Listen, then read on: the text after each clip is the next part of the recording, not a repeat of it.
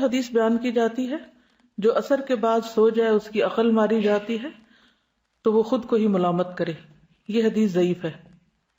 ٹھیک ہے، لیکن یہ بات درست ہے کہ دن کے آخری حصے میں سونا حماقت ہے.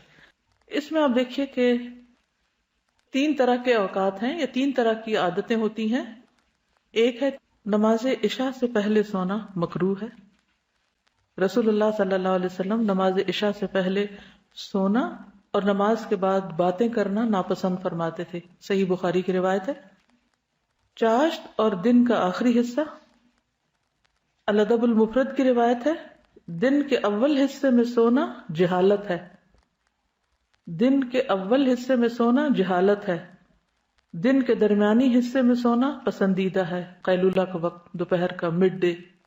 اور دن کے آخری حصے میں سونا حماقت ہے.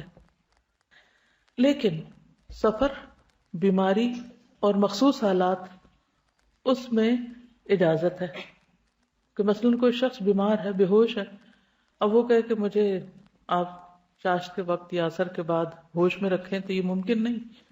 اسی طرح بعض بیماریاں ایسی ہوتی ہیں کہ جن میں آرام کی ضرورت ہوتی، بے ہوشی کی کیفیت نہیں لیکن غنودگی کی کیفیت ہوتی.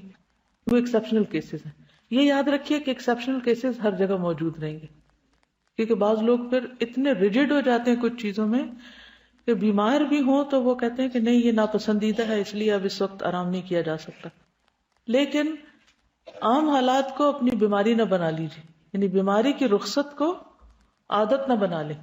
رخصتیں مخصوص اوقات ہی کے لیے ہوتی ہیں یا مخصوص حالات کے لیے ہوتی ہیں. عادت اور رخصت میں فرق ہے. عادت وہ ہے جو تسلسل کے ساتھ کی جائے گی، مستقل طور پر وہ کام کیا جائے گا، اور رخصت عادت کے بیچ میں آسانی کے لیے ہے.